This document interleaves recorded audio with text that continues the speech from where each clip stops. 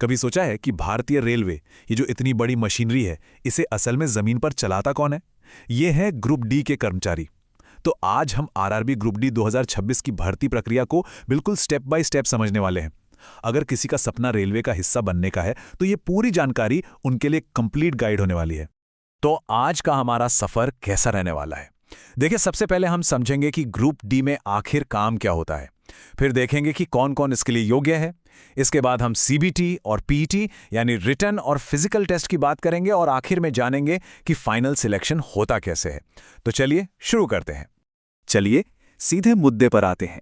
सबसे पहला सवाल, ये ग्रुप डी की नौकरियां आखिर हैं क्या? देखिए, ये सिर्फ कोई पोस्ट नहीं है, ये असल में रेलवे की रीढ़ की हड्डी हैं। आइए देखते हैं कि इन रोल्स में हर दिन असल में करना क्या होता है। तो सबसे पहले मिलिए ट्रैक मेंटेनर या जिन्हें हम ट्रैकमैन भी कहते हैं उनसे। ये वो लोग हैं जो पक्का करते हैं कि हमारी ट्रेनें एकदम सुरक्षित पटरियों पर दौड़ें। इनके काम में पटरियों की सफाई और मरम्मत से लेकर खराब मौसम के बाद पूरे ट्रैक का इंस्पेक्शन तक शामिल है। हाँ, ये एक शारीरिक रूप से काफी मेहनत वाला फील्ड जॉब है। अगले हैं पॉइंट्समैन। इनका काम स्टेशन पर होता है। ये पॉइंट्स का इस्तेमाल करके ट्रेन के रूट बदलते हैं, सिग्नल ऑपरेशन में मदद करते हैं और स्टेशन एरिया में ट्रेनों की पूरी आवाजाही को कंट्रोल करते हैं। अब बात करते हैं असिस्टेंट इलेक्ट्रिकल की। इनकी जिम्मेदारी होती है बिजली से जुड़े सभी उपकरणों को मेंटेन करना। इसमें ट्रेन के कोच में लगे एसी, पंखे और लाइटिंग सिस्टम की सर्विसिंग भी शामिल है, ताकि सफर आरामदायक बना रहे। ठीक इसी तरह असिस्टेंट मैकेनिकल जो होते हैं, वो ट्रेन के कोच और इंजन की मरम्मत का काम देखते हैं। वो अलग अलग मैकेनिकल पार्ट्स की जांच करते हैं और उनका रख रखाव करते हैं, ताकि ट्रेनें हमेशा दौड़ने के लिए फिट रहें। और आखिर में आते हैं असिस्टेंट एसएनटी यानी सिग्नल और टेलीकॉम वाले। ये वो एक्सपर्ट्स हैं जो ये पक्का करते हैं कि रेलवे का कम्युनिकेशन नेटवर्क और सिग्नल सिस्टम हमेशा ठीक से काम करे। इनके बिना कोई भी ट्रेन सुरक्षित चल ही नहीं सकती। तो ये तो थी कुछ मुख्य भूमिकाएं। अब सवाल ये उठता है कि इन नौकरियों के लिए कौन आवेदन कर सकता है। चलिए अब जरा योग्यता की शर्तों पर एक नजर डालते हैं। तो सबसे पहले बात आती है उम्र की। जैसा कि आप इस टेबल में देख सकते हैं, जनरल कैटेगरी के लिए उम्र 18 से 33 साल रखी गई है। लेकिन यहां कुछ छूट भी है। ओबीसी उम्मीदवारों के लिए ये 3 साल बढ़कर 36 साल तक है और SC/ST उम्मीदवारों के लिए 5 साल बढ़कर 38 साल तक। तो ये जानना बहुत जरूरी है कि आप किस श्रेणी में आते हैं। जहां तक पढ़ाई की बात है तो वो बहुत सीधी सादी है। कम से कम 10वीं पास होना जरूरी है या फिर आपके पास ITI का सर्टिफिकेट हो। अगर किसी के पास इससे ज्यादा क्वालिफिकेशन है तो बहुत अच्छी बात है, पर यह न्यूनतम जरूरत है। चलिए अब आते हैं सिलेक्शन प्रोसेस के सबसे जरूरी पड़ाव पर, कंप्यूटर बेस्ड टेस्ट यानी सीबीटी। असल में मेरिट लिस्ट यहीं से बनती है और अपनी काबिलियत साबित करने का ये सबसे बड़ा मौका होता है। तो तैयारी किस चीज की करनी है?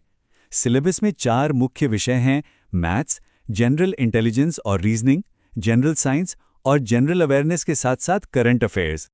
और परीक्षा का पैटर्न कुछ ऐसा है। रीजनिंग से सबसे ज्यादा 30 सवाल आएंगे, मैथ्स और साइंस दोनों से 25-25 सवाल और जनरल अवेयरनेस से 20 सवाल। कुल मिला के 100 सवाल 100 नंबर के लिए। और ये सब करने के लिए आपको मिलेंगे पूरे 90 मिनट। लेकिन इस परीक्षा में एक बहुत ही जरूरी नियम है जिस पर ध्यान देना सबसे ज्यादा जरूरी है, और वो है नेगेटिव मार्किंग। हर गलत जवाब पर आपका 1/3 नंबर कट जाएगा। इसका सीधा सा मतलब है, यहां तुक्केबाजी नहीं चलेगी, सटीकता बहुत जरूरी है। अगर किसी सवाल का जवाब नहीं पता है तो उसे छोड़ देना ही बेहतर है। सीबीटी में सफल होने के बाद अगला पड़ाव आता है फिजिकल एंड्योरेंस टेस्ट या पीईटी का। यहां दिमागी नहीं बल्कि शारीरिक क्षमता को परखा जाता है। देखिए, ये सिर्फ एक क्वालिफाइंग टेस्ट है, मतलब इसके नंबर फाइनल मेरिट में नहीं जुड़ते, बस इसे पास करना जरूरी है। पुरुष उम्मीदवारों को 35 किलो वजन उठाकर 100 मीटर चलना होता है और 1000 मीटर की दौड़ 4 मिनट 15 सेकंड में पूरी करनी होती है। वहीं महिला उम्मीदवारों के लिए वजन 20 किलो और दौड़ का समय 5 मिनट 40 सेकंड रखा गया है। तो सीबीटी और पीईटी के बाद आखिरी मंजिल तक का रास्ता कैसा दिखता है? चलिए समझते हैं कि ये सब मिला के फाइनल सिलेक्शन आखिर होता कैसे है। तो देखिए, फाइनल सिलेक्शन इन 3 स्टेप्स पर टिका है। पहला और सबसे जरूरी है सीबीटी का स्कोर। क्योंकि मेरिट लिस्ट तो इसी से बनेगी। दूसरा, आपको पीईटी पास करना होगा, जो कि अनिवार्य है। और आखिर में डॉक्यूमेंट वेरिफिकेशन और मेडिकल टेस्ट को सफलतापूर्वक पूरा करना होगा।